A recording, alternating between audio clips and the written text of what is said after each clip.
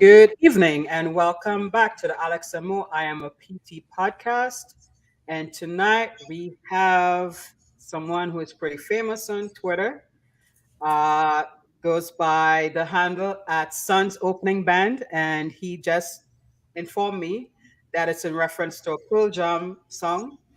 Uh, I am sort of ignorant on Pearl Jam, but I will be finding out more about it after we do get off the podcast. But tonight we have Dr. Todd Davenport discussing how to humanize healthcare, focusing on implicit biases and dismantling systemic structures so that we can become better providers. Welcome, Todd, to our show. Thank you. God, what a privilege to be here. I was so stoked that you asked me and glad that it worked out. And man, when I saw the topic and my picture next to it, I was like, are you sure? Are you maybe you need to get somebody who knows something, but I'm gonna do my best. No, Always humble. Todd, I've deemed him the Renaissance man because Todd just knows he knows enough about everything, just enough to be dangerous. And so anybody that has seen or interacted with Todd on Twitter, I mean, I always got to go grab some popcorn because Todd comes with it, man. So thank you very much for taking the time to be with us tonight. We're definitely looking forward to it. To hear, a lot of the things that you have to say. You're obviously very vocal on Twitter, which is the main, platform that we all have interacted and kind of get to know each other. But, and especially here with recent things that have happened in our country and how it affects us, or for some that don't understand how it affects us, you've been a vocal proponent of that. And that is something that I always respect about you, because you're always willing to have the conversation. And it's the debate, and you're always willing to do that in what I perceive to be a very professional manner. And I think that that's something that we can all appreciate, or should be able to appreciate, because, we're not always going to agree on things, but we can at least respect each other to listen and to understand and digest some of that information. And then that's actually one of the major themes of our podcast. When Mo and I decided to do this podcast, it was to create a safe space for us and our guests to speak freely, for others to listen, to digest that, and then to be able to do something with it, whatever they see fit. And like I said, it's not always something that we're going to agree upon every time, but just the opportunity to listen. I think a lot of us are more ready to respond on the defensive as opposed to actually listening to what other people are saying. So, yeah, I'm excited about tonight's episode. I think you, like I said, always bring a lot to the conversation. So, thank you very much for being with us. Well, I appreciate that, and I appreciate both of you stepping up and filling a void in our discourse, a little bit longer form than 280 characters at a time, which is, almost impossible to get anything done and change anybody's mind. But hopefully through venues like these, where, they're a little higher context, a little more conversational, things can kind of flow, people can be heard and understood, and maybe we get a little closer to where I think we all want to go. So I applaud both of you for your work here. Thanks. Thank you. Thank you. So let's jump right into the most pressing discussion that has been happening since We're gonna jump since Friday's Supreme Court ruling overturning Roe versus Wade. There are some who would argue that abortion has nothing to do with physical therapy, while there are others who said, yes, it does impact our profession and people practicing in our profession and those who receive services from us. I have the opinion that when you politicize issues, especially social issues, it makes it very difficult to humanize it or to actually express empathy, because you're picking one side versus the other. And I believe it's a tool that has been weaponized by those who want to ignore the social issues that are affecting how we deliver healthcare and how people have access to it and receive it and the experiences from it. What's your opinion on our professional association taking a few days before it was able to release a statement, which some have called trite, on the matter that happened last Friday? Yeah, look, let's back up just a little bit and talk about sort of maybe the broader context of what's happening, and then maybe we get back to your question, which I think is a really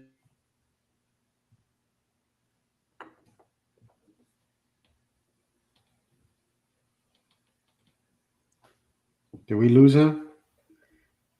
We probably seem to have an internet freeze. I thought that was mostly something that happened in the Caribbean. He's in California. I'm Okay. sorry, Todd. We Yeah, lost you for a few. So yeah. Sorry about that. No, you're fine. I'm relatively out in the sticks in California. So Oh, okay. we're gonna try this again. Anyway, I wanted to back up and just sort of start talking about a little bit about the profile of our association. So we're one of the few professions that is predominantly women. Something like 70%, according to the Bureau of Labor Statistics. These are folks with uteruses who can become pregnant and who are career oriented. So having reproductive choice is maybe uniquely important for people who work in our profession, in our field, and for advancement, the ability to advance in a career. I think too, we have a bunch of people who are clinicians who care for people who have pelvic health conditions.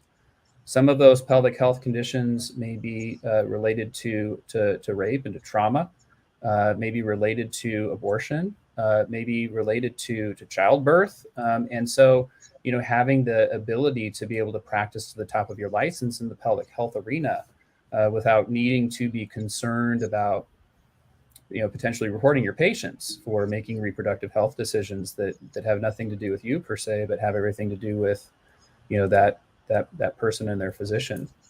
And then just sort of the broader context of how we think about using the social clout of our profession. I think PTs are pretty good at not thinking very much of themselves, So we think, we're just a PT. I'm just a PT, which is a phrase that really, I think, disempowers us in a way that in ways that we can't imagine. But the APTA is 100,000 people collectively. 70-80% of those people identify as women, people who have uteruses, and so here we are with a predominantly childbearing or potentially childbearing profession who needs that choice or could use that choice. I think too, and I've made this point in 280 characters, that kind of the default position was again choice in society. It was an uneasy détente. Of course, you can have opinions about when the fetus becomes a baby and a child, and those will.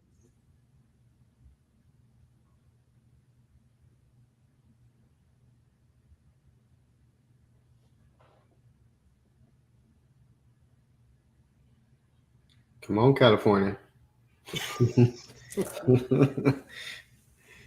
I'm thinking he's more up like Sacramento area. He's not close enough to Silicon Valley, apparently. Nope. All right. Well, while we wait for Todd, he made a good point, and I think we've talked about this recently about PTs belittling themselves, and therefore, as a result of that, the profession. And like I say, we're still at the little kids table. We're still at the little kids table, and I think that it looked like he was on that track to kind of giving another huge example as to how we're still at the table, because we can't take the responsibility to say, these individuals need us. All right, is he back on? Yeah, he's gonna be coming back on. And Rich made a very great point today on Facebook, talking about the amount, the population of membership. Uh, what Todd was alluding to about women making up more than 70% of the profession. And in the US, it's thought that the profession was founded by women. In my research this morning, even with midwifery, it was done by women before physicians realized that there was a lot of money involved in childbirth and they got involved in it. But now, because of the high maternal mortality rates, they're returning to using midwives. And people are using doulas more now because they're realizing it was all about the money before. And it's crazy. Again, as he was saying, we're just taking away people's choices. And you and I both have like Anglo-Saxon Catholic upbringing. So there are things that we believe in, but we don't believe we should be forcing that on other people. So Todd, now that you're back on, can you continue? Yeah, sorry about that. I feel like I need more choice in my internet connection here. Yeah, just to kind of finish the point that I think you were speaking to while I was gone, which is to say that that choice belongs between a pregnant person and their health provider, their clinician, not necessarily something that should be arbitrarily reduced or restricted. I'll remind you that we're something like 57th in maternal mortality in this country. That those impacts are borne primarily by Black mothers and mothers of color, and just really, really important that we have those options on the table should we need to have them. So really, it comes down to, again, a healthcare choice issue. So getting back to your initial question of the APTA statement, I think the pelvic health section released a statement that was well done, reflected the importance of, kind of framed up the importance of why it is that pelvic health physical therapists in particular would care about this issue of reproductive choice, and did a nice job. And then several hours later came the APTA's statement. And I'll note that it wasn't sort of the APTA statement. I don't have any backstory on this, but it was definitely signed by our APTA president, Roger Herr, which was great. And it just you can never read into these things in terms of how statements are created, whether the board of directors was consulted and declined to participate, or if and the president just felt compelled to kind of go out on his own. And while I think, based on my side of the ideological divide, of course, I would want to see a lot stronger framing and language. I think the statement did a lot of things well, and I do want to tip my cap and acknowledge those things. The first thing it did is it made an explicit connection between abortion and physical therapy. And he spent some time doing that in order to kind of rationalize why it is that it's important that we speak up. I think, too, the other thing that I really appreciated about the statement was that he linked to the section, the academy that put forward the initial statement, didn't step on their feet, didn't crib language, but really acknowledged the work of the people who are in the trenches by linking to it. So, look, I would love to see fire emojis and middle finger emojis, and I've been processing some feelings here. We're not going to get that, and I think that even though the timing maybe was not ideal, I think that the structure was there, and I'm glad we did something. Speaking as a 23-year APTA member, now there's going to be plenty of time to make additional statements. There will be plenty more to speak of, I think, with this Supreme Court. in its composition and its ideological bent. So there will be plenty more to come. So my hope is that we've warmed up with this one, and can consider how it is that we might make these statements faster. Which kind of gets at the broader point. I'd love your take on this, but part of the reason that I think these things take so darn long is that we don't have these discussions until it's crisis time. We sort of sweep it under the rug. We don't talk about sex, religion, and politics as PTs. This is not what we do. We're relatively non-controversial, I think, as sort of as a professional philosophy. And I think your podcast really fills that space to help people have these discussions so that there's consensus leading up to these types of emergency situations, so that we don't freeze and try to figure out what to do and what the sensibilities that we convey should be. But what are your thoughts on that as people who are doing work in this space? Yeah, I think you make a great point as to it almost seems like we get caught, as the phrase says sometimes, with our pants down, like just not in tune with some of the things that are going on and kind of being ready. I also think that, as you said, by nature, probably a non-confrontational, very passive profession, in my opinion. I always, when you were having some connection issues, I made the point, and I've said this recently. I feel like we sit at the kids' table as a profession. I don't think we're invited to sit at the grown-up table. I don't think we make the effort to want a chair at the grown-up table. So when we have that approach, it's very hard to be proactive and to have these conversations, because we don't think of ourselves as worthy. We don't think of ourselves as enough to sit at the table, to have these meaningful conversations. And no matter what side of the topic you may be on, let's have the conversation, though, because through this conversation is how we can evolve as individuals and as a profession. And because we don't want to have those conversations, and the nature of our society right now is trying to make everything, in my opinion, black and white, when there's just so much gray. So we do things in a manner as to not upset one side or the other. A lot of conversation was had on Twitter, at least stuff that came up on my feed was, is the APTA going to say something?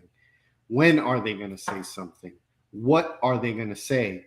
And a lot of people came out and said, well, you can't make a statement because it's going to upset this percentage of the membership or of the profession. And although I get that, we can't continue to move forward that way, because we're treading water. We're not going anywhere. And I feel like we're falling further and further behind the rest of the medical profession. We have to remember, as much as politics are a part of daily life, what our job is. And our job is to provide high quality care to the individuals that need it, where they need it.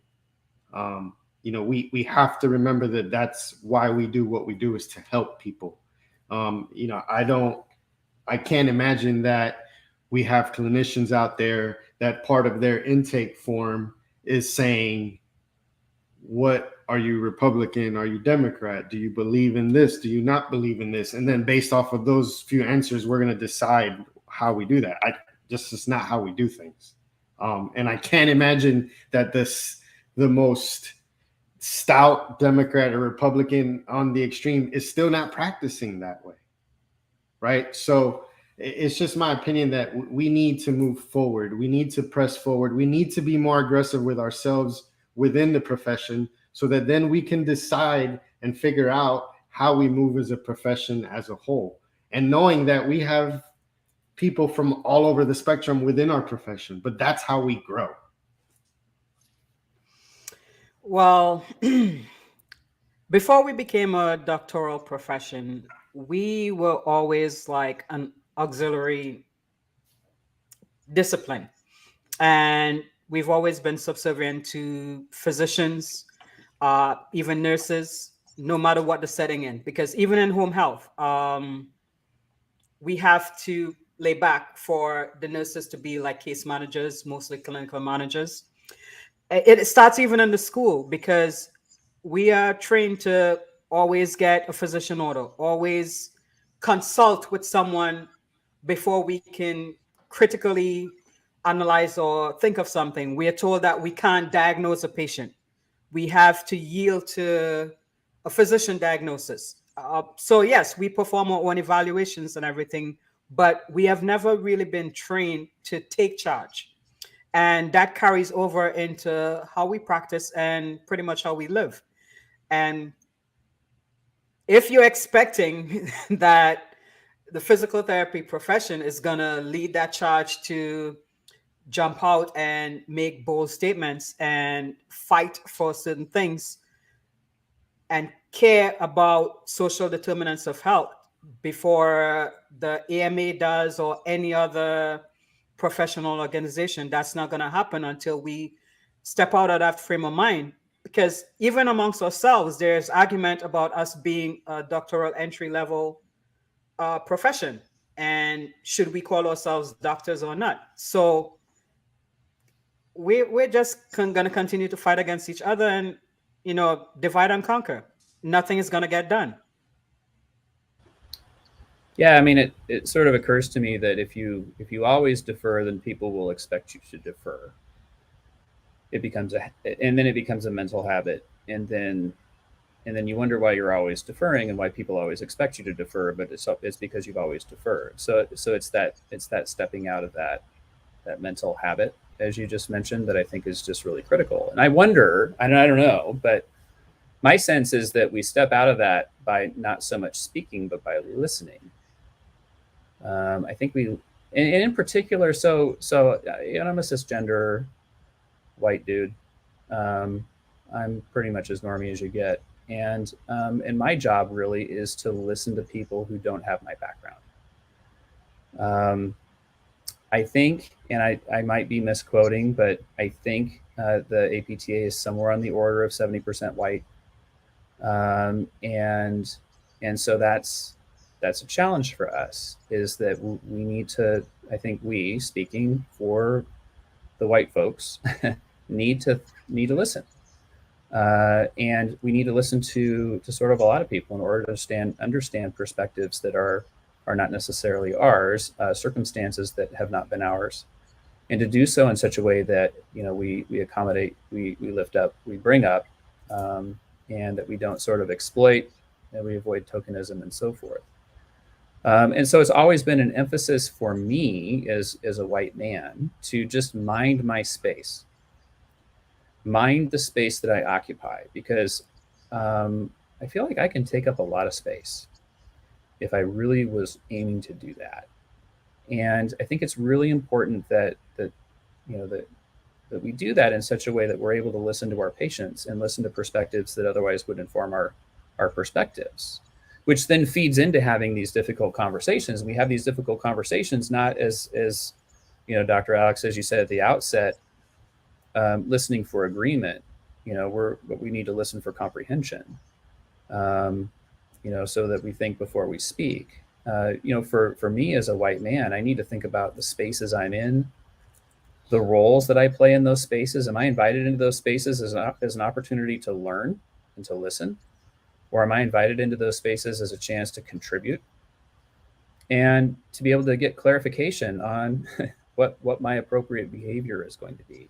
And so, I look at my online persona and behavior sort of in that way, where there are some spaces that I just kind of lurk in conversations, and I'm reading and I'm interested and I'm learning.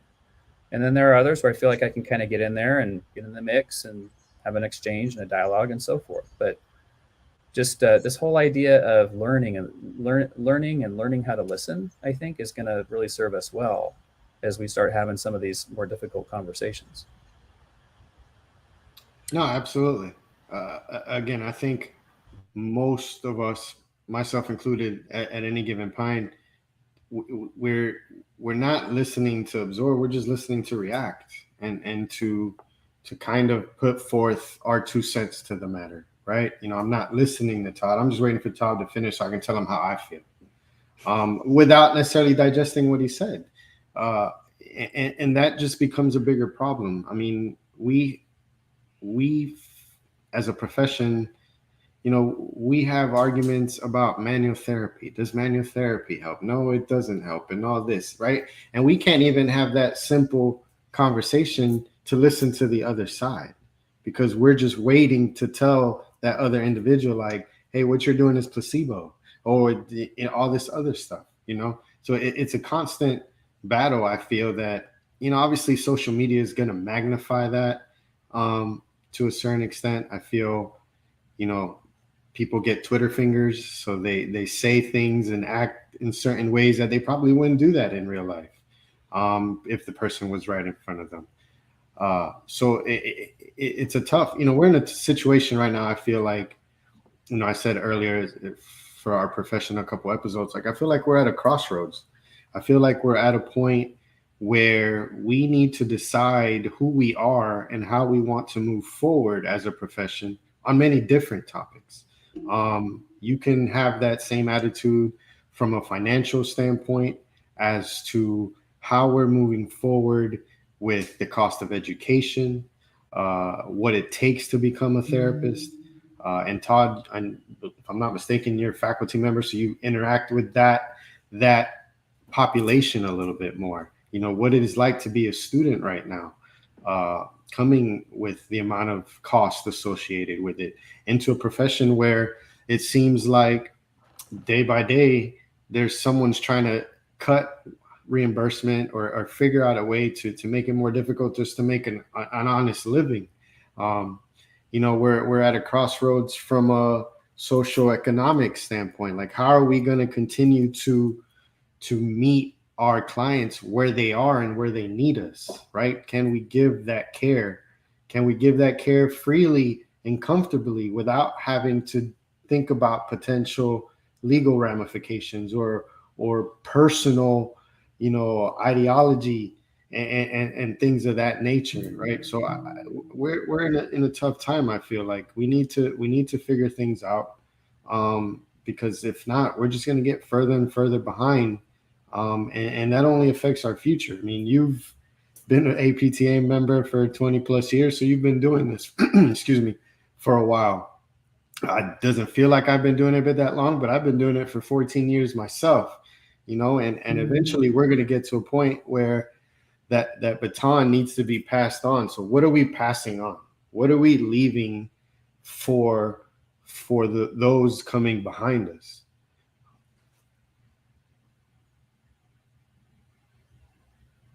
That wasn't a question. I'm sorry if you're just waiting, but yeah. No, that's okay, because I didn't know how to answer it. But what I'm hoping is, we're leaving behind a socially conscious profession, a socially responsive profession. And, I've been really influenced by, reading some of David Nichols' work in terms of deconstructing physical therapy and kind of the future of physical therapy. And really, he has this whole discussion of how professions can sort of serve as an underpinning to society, so help people be good consumers, help people participate in the labor market, help normalize quote unquote disability. Those are kind of where we've been as a profession. And what I'm hoping is that we have that we leave a profession that is more responsive to and asks more of the society in which we function. Monique, as you just mentioned, the movement system occurs within a social, cultural, political, legal, economic, commercial environment, right? It's like one of the first things we learn in motor learning is that the selected movement strategy is influenced by the environment. And not just your immediate physical environment in terms of the environmental constraints, but also all the factors that I just listed. And so very much, if we think about the movement system, we got to think about this other stuff. It's just critical. And I think the moment of sort of our world requires this of us, and that it's okay to ask society for something, to get out of that habit of being deferential. What can academia per se do to encourage, as Dr. Van Hoe said in her Linda Woodruff third annual lecture, to encourage students to focus not only on the handwork, but the heart work? Yeah. So they don't get fatigued or burnout, having to deal with the challenges that come upon graduating into a profession. Yeah, I mean, what a great observation, and probably an entire series of podcasts just on that. But I think probably the first step in the academic setting is to really make sure students have an understanding that their patients are humans, and that sort of not all humans have access to the same opportunities and the same outcomes in their health. Understanding that some people are fundamentally different based on how society sees them and judges them. I think that's appropriate, and I think that's something that's probably just as important as memorizing anatomical structures. If I'm being super controversial here, but I would say that would be the first step, and then raising the awareness, of course, is one thing, but then trying to give a vocabulary to it, encouraging people to talk about it, encouraging people to be curious about it. Those are the things that we can stimulate in even when we're still on campus. Providing opportunities for people to serve the community, not in a parachute in and provide a service at a health fair kind of a way, but really academic settings, reaching out to community partners and forming lasting connections to be able to provide needed services, and to also capitalize on the strengths that our communities bring, not just look at things as a constant deficit all the time. Our program has a service learning requirement. That's sort of how we look at things. It's not an onerous service learning requirement for graduation, but it's just enough to make sure that people know that there's a broader community out there that really needs our support, and really on which we can really build on strengths. So not just thinking about that patient in front of you, but thinking about the patient, the people beyond that patient. I think too, making sure that people understand that some of the clinical challenges that we see in terms of being able to help patients are not necessarily that sort of patient's fault. That there's variation in educational attainment, health literacy, socioeconomic resources, and how well those can be converted into kind of health relevant resources so that people can maintain their health. Occupation and opportunities afforded by occupation, social, salary, medical insurance. That there are a whole host of different reasons that might explain why people come in and maybe you're not getting the outcomes that you hope for, or you want, or the patient hopes for, or they want, and that you're able to see the historical, the economic, the legal, the political, the regulatory reasons behind some of those things. Not just giving somebody a walking program without asking about their neighborhood and whether that is something that is feasible for them to do in their neighborhood because the neighborhood is safe, or if they have sidewalks, or if they have a substantial mobility impairment that slows their gait speed and they have to cross a busy street, you better make sure that they can get across the street before the signal turns. But to be able to formulate those types of issues, not so much as clinical ones, but as non-clinical ones, and understand that there are kind of forces outside the clinic that bring to bear on your relationship with your patients and with your caregivers.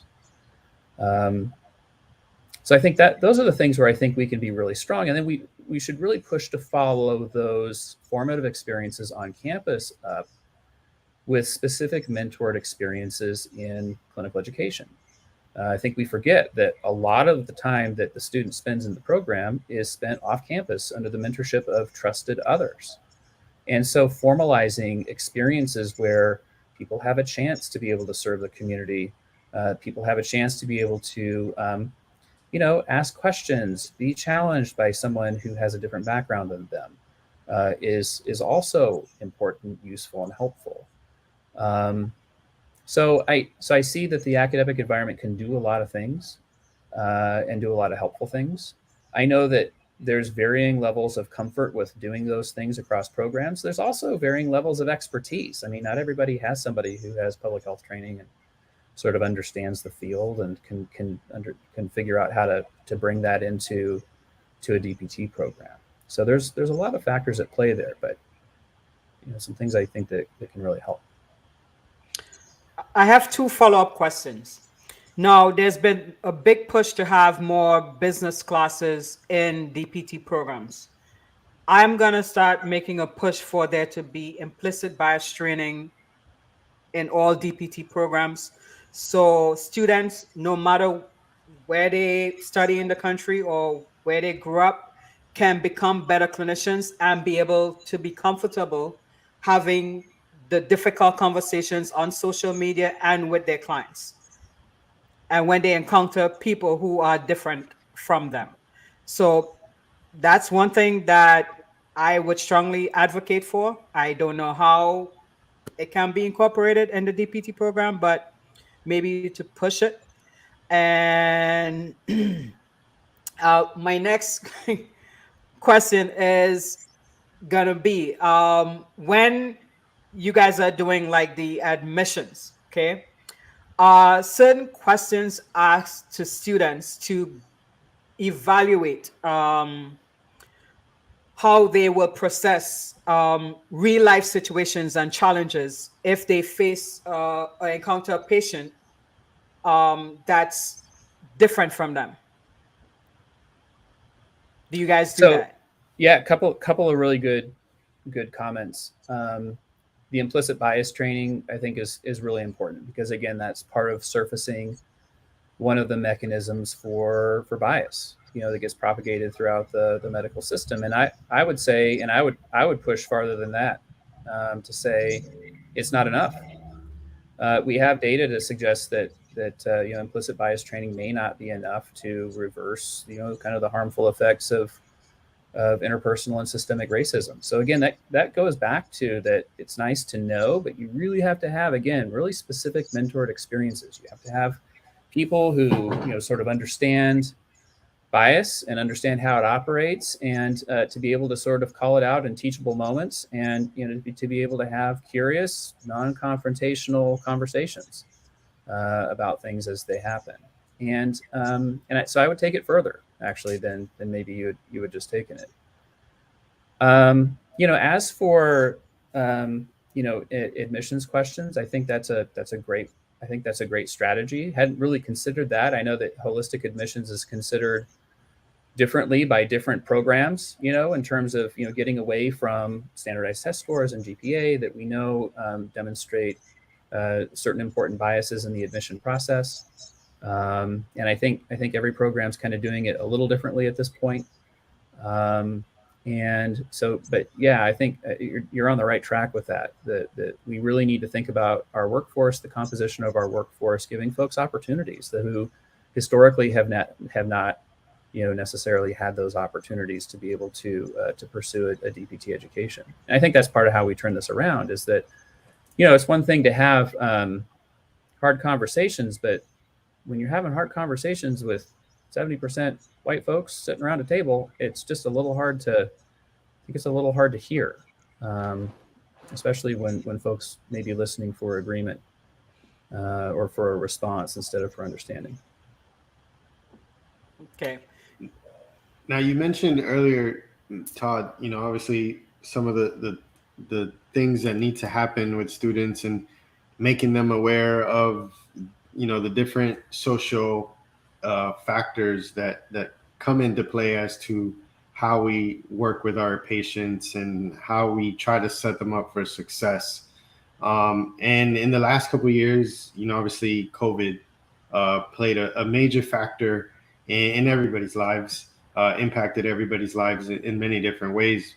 But one thing that we kind of came, I would say, further to light was the disparity in access in healthcare, the trust in the healthcare system amongst different parts of society. I think really became pronounced in the people that seeked care and how they trusted that care.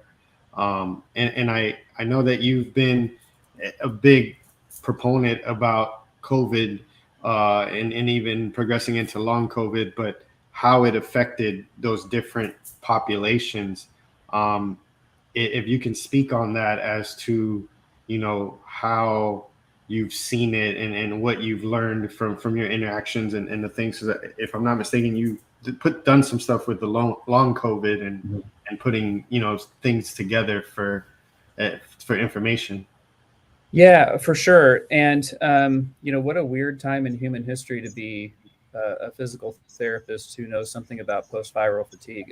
So I've been busy with my research group, really trying to aggregate resources from our experience in researching and trying to help people with myalgic encephalomyelitis, which is commonly post-viral, not always, but with a lot of important similarities to a certain subset of people with long COVID.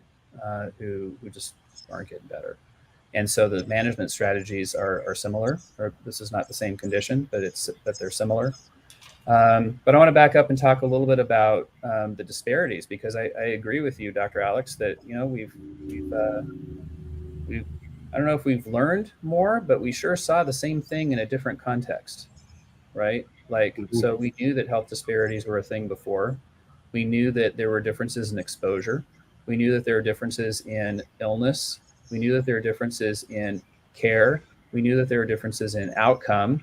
And then the consequences of those outcomes are also different, all based on primarily race and gender. And COVID just reminded us of all that in just faster and harder. So in some ways, it was like, wow, this is eye-opening. And in some ways, it was like, well, yeah, it's happening again. There's nothing new under the sun. This is just sort of another thing, application of a thing that we knew. My concern, sort of as we go forward with long COVID, is that, there's something like 17 million people currently with post-COVID symptoms. So this is not an uncommon thing. This is our polio moment, right? Like our generation's polio moment, but yet we're not doing much with it. The patient groups are doing a great job. I think certain physio groups are doing an awesome job. But, I think collectively we sort of for some reason, haven't quite got there. I have my reasons to think that. But my concern is, again, we go back to differences in outcomes and differences in consequences. And we know that there have been racial disparities in outcomes. And I'm concerned that there are people being swept under the rug who are consistently swept under the rug because they're historically marginalized. And we're just doing it again, faster and harder with long COVID. And so we need to take this opportunity to learn and to do better. Okay. This would seem sort of controversial, but you live in California, so I'm not sure what the Medicaid reimbursement is in the state of California, but I know there's several private clinics that don't accept Medicaid because they said it doesn't pay and it doesn't meet the cost of hiring clinicians. So that's denying like a huge percentage of the population access to physical therapy that they would need. Even for people with disability, after they cross the age of 21, they have to go on Medicaid. So if you were born with cerebral palsy or spina bifida or any other condition, after you've aged out of the system of 21, you pretty much don't have that access to care because there are very few outpatient clinics that would provide services to you. So to me, that cuts off a huge access to care experience. It challenges our position on being able to transform society by encouraging people to move. because we are limiting that, and it's sort of going on the opposite end of humanizing healthcare, because we are just focused on reimbursement and productivity. And to me, when you focus too much on productivity, you're focusing more on quantity versus quality. And you're not only harming the patients, but you're also harming the clinicians when you keep driving, you have to do this, you have to do this, because you're encouraging burnout. So, do you have any strategies or offers, since you also work in the outpatient setting, to help clinics navigate that tough choice of should I accept Medicaid or not? Yeah. You know, it's a good question, and I don't know everyone's books. And I probably shouldn't. But I would say this, that, God, we're talking about giving our DPT students more business training, which runs the risk of making health a widget that we need to produce more. And we look at health through an economic lens. Now, let's flip it, just for the sake of argument, before like half of PT Twitter wants to burn the website to the ground because they want to see more business classes in PT school. If you look at it through a health equity lens, now what you've done is you've looked at the culture of your corporate culture. You've decided that health equality is important, and you build your budget based on a model of health equality. Instead of saying, you know what, we got to build units, but oh, by the way, we have all these folks that can't access care. Can we charge enough for that widget? It's just a different mindset.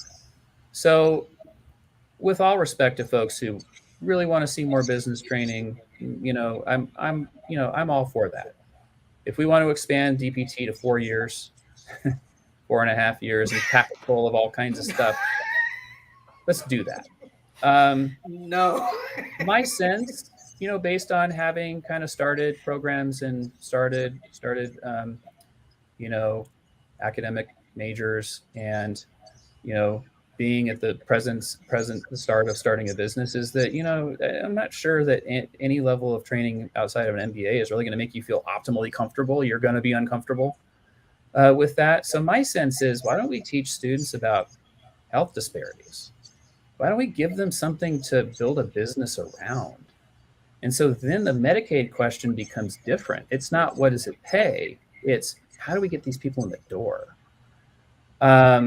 Because you start to think about your business practices and you build your budget around that. So Dr. Ryan Shelton out in Kentucky is doing something like this. He's on Twitter. I was exactly who, as you were, I don't mean to cut you off, but as you were talking, that's exactly who came to mind. Yeah. Because he puts it, it's one thing to talk about it, and then there's another thing in actually doing it.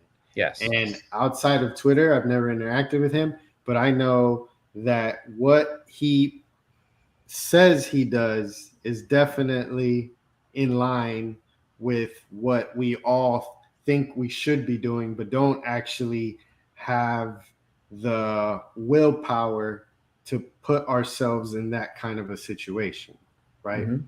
Because as you said, we look at it from a financial lens where we're just trying to make money, whatever that number is, to just grow the business that way. But I think Ryan is a prime example of you can be successful and still meet the needs of everybody in your community. So I think that's a really valid point, because really at the end of the day, you can teach somebody how to build a business, but why are you building the business? What's the business for? Who does it serve? Why does it exist? Those are the kinds of questions I think that are foundational. If you get those right to start off with, then you figure the rest out. But if you kind of start off with, we're going to have a business to provide services, to have a business to provide services, to have a business to provide services, you don't really come back to the why so much. And I really think that people need to focus on that why, which is, why I think introducing this idea and talking about health disparities becomes really important, because you have a chance to incorporate that why at the ground level as you're building the business. And there's lots of examples. Ryan just kind of immediately comes to mind, but there's plenty of examples of folks who are out there doing it, and they provide a really cool proof of concept. So it's not just like some academic windbag on a podcast, BSing about, like a business model that is like pie in the sky, but it's actually happening. Well, that's definitely good to know. I have even thought about, can we do like a pay scale for clients? Like when mental health became a big thing in the country, mental health therapists were able to create the pay scale to adjust to uh, the different insurances that are available. And that could be something we can do in physical therapy space as well too. Recently, I was a speaker at the NABPT conference, and there was a sponsor, BrightPay, that offers a payment plan model for physical therapists, and that was the first time I heard about it. So that could be something clinics could incorporate as well too for people who have high deductibles. And if they want them to come in, they could go on a payment plan, the same way people do at the dentist and for other cosmetic surgeries. Absolutely. Yeah, there's lots of different models to be able to accommodate, folks who, who maybe, so there's this mismatch between like who walks into your clinic and who's in your community. They're different folks, right? And so ideally we would want to make sure that those are the same group of people. And that's how we know that we're achieving some measure of health equity. And I think those are great strategies to be able to do that. Very true. So, what advice now would you give to leaders in our profession on how to encourage them to have these difficult conversations so they don't feel like they're alienating members? I think one of the biggest reasons too why we don't have these difficult conversations is because people are scared to lose money. They think they will lose followers, they will lose subscribers, they're going to lose members. And as I said to Jerry today, as we were discussing backstage, it became an epiphany for me after my little mishap, which you said it was more than a little mishap. It was more than a little mishap. Okay, fine. Yes. It was something that got me sidelined for a little while, but it started to put things into perspective. And yeah, as a business owner, those were things that I cared about a lot prior to that. But now I'm like, look, people are going to leave anyway. So maybe they weren't meant to be your customer or your follower or your subscriber, because what you value in being your authentic self, they don't value. So they don't need to be around. Yeah, it's so I was reading a report, and I was actually just trying to pull up the report so I didn't totally screw up the report, because he always brings the facts, Alex. I'm telling you, man. When you read stuff, sometimes you read too much stuff. He's enough to be dangerous. He's got a little bit from everything. Well, Edwin said he didn't want to derail a very important conversation, but Todd is the man. Carry on. So thanks, Edwin. And the feeling is mutual. He's bringing metrics to rehab in baseball, so watch him. He's okay, nice. He's good. You should have him on. Edwin does a lot of stuff on the fantasy. Oh yeah, fantasy front. So I've been trying to get him to scout long and do reports on long snappers, because that's the middle of the special teams. But not yet, but we'll get there. I'm working on it. All right, Edwin, so queue up. We'll probably have you on the podcast in the latter half of the year. Okay. So we might have to do a fantasy football special with him. Yep. Now that would be money. Let me know when that is, because I'm going to need that. Like, yeah, if I'm scouting long snappers, like I'm not even looking in the right place. So just shows you how much help I need. So that's either too deep or just in the wrong direction. So this report that I'm just kind of talking through is what majority men think about diversity and inclusion, and how to engage them in it. So that's kind of a thought-provoking title. majority men. So these are men who are from backgrounds that are well represented. So essentially white cisgender men, mainly corporate leaders. And so they did some focus grouping of some different folks, and they followed it up with a nationwide kind of poll. And the summary advice that these folks gave, and I'm scrolling the report because I want to make sure not to screw this up for your listeners, is that, folks. So I would ask our leaders to be confident. I think we all operate from a level of we operate better when we're feeling confident about things, and that folks should come in, being confident with themselves, with the intentions of their leadership style, and kind of really making sure that this confidence makes you hopefully less threatened by diversity. You have to be confident. So that's the first kind of high level piece of advice. Now, the second one is kind of in opposition to the first because it says be vulnerable. So you have to be kind of okay to be wrong. You have to be okay with learning new things. You can't be arrogant. Very few of us are experts in this, area of social justice. We shouldn't pretend that we are. I'm not going to pretend that I am by any stretch of the imagination. We're all learning. We're all in our own growth curves. And to be able to say, hey, I don't know it all, but I'm committed to being my best, and I want you to tell me when I make a mistake, and be open about that. It builds trust, and I think people take that to heart. And I don't kind of care who you are. That's the kind of thing that if you're able to live that and in a credible way, I think it builds trust. Then it goes on to say to be curious, where you're continually inviting, different perspectives from your own, and you're meaningfully incorporating them into, in this case, the business of what you do, or the APTA, or your clinic, and making that a visible endeavor. Not advertising it. We're not going for tokenism here. We're not saying, hey, look at what we do. But we're trying to make meaningful steps towards incorporating voices and perspectives that we ordinarily wouldn't. And then the last one is to be patient and persistent, because people are impatient. Leaders tend to be impatient. Leaders are only in a certain place for a given amount of time. If you're elected, your term expires. Even if you lead a clinic, you manage a clinic, oftentimes there's some turnover. But you have to give this a chance in order for it to work. And without the expectation that you're going to be perfect, that it's always going to be comfortable to listen to and incorporate perspectives and sort of backgrounds that are different than your own. But that, folks should be, should set goals along the lines of belonging. Short-term goals, intermediate-term goals, long-term goals, they're familiar to us as PTs, but we can do that for ourselves.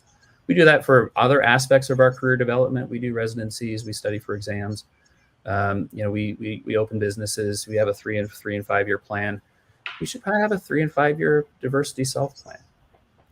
So, I guess if I had any advice, if I was qualified to give advice, those would be the pieces of kind of information that I would encourage folks to think about. And they seem pretty simple. And a lot of times it's the simple things that we make complex, right? Like we take these situations, these thoughts and ideas that are just plain simple things to do, and we look to make them harder than they need to be because we want to feel a certain way about ourselves. I think what gets prioritized gets done. And I think from the perspective of changing behavior, we know how hard that is. As physical therapists, we're movement specialists, but we're behavior change artists, right? We're trying to help people make a better change in their life. And we know that the simple stuff gets done, and the stuff that gets prioritized gets done. And so if both priorities and simplicity can come together, why not this? Why not this like everything else? I agree. For the most part, over the past like 2 to 3 years, I have been approached by cis white males saying that it's sort of uncomfortable for them to talk about certain things because they fear that they may say something that's wrong, and it's like they're stepping on toes, so they don't want to, rattle any feathers. So some people are afraid to speak out, and as you said, the biggest part is just listening and being patient. I sometimes say stuff too that I step on toes, but I'm becoming more mindful of that. You're not going to be perfect in everything, but showing support and empathy for situations and circumstances that you have not been traditionally raised in or been around is all that matters. And people know that you care. And if you genuinely care by the stuff that you do and say. So you don't have to be perfect all the time in what you say and what you do. We just need to see the effort. Well, and to piggyback on that, I think you just need to be genuine, because if you're genuine, then it's going to be okay when you make mistakes. It's going to be okay when you do step on toes or say something that could be offensive. You're not, because you're coming from a genuine place. So it's a lot easier for somebody to understand you if they know that where you're coming from is genuine and good. And we're not perfect. We're going to make mistakes. We're going to say things that we probably shouldn't say. But if I'm coming to you from a genuine place and I say something, then at the same time, I know that in this example, if I said something to Mo would know where I'm coming from. So Mo wouldn't necessarily take it in an offensive manner. She would sit there and correct me, right? But it wouldn't be like, "Whoa, you idiot," that kind of a thing. It's like, "Hey, look, I know where you came from, but this is how we probably should address that in the next point," right? So it goes to that, like, being patient, being vulnerable, just being genuine. I feel it is going to get you a long way, because people will respect that. I feel. Yeah, absolutely. Have good faith and put in the work. And I can be sloppy as hell. I'm not a perfect person at all. So I say, been accused of having too few speed bumps between my brain and my mouth, and that gets in my way. I've also been accused of writing checks with my mouth that my behind cannot cash. so I understand that too.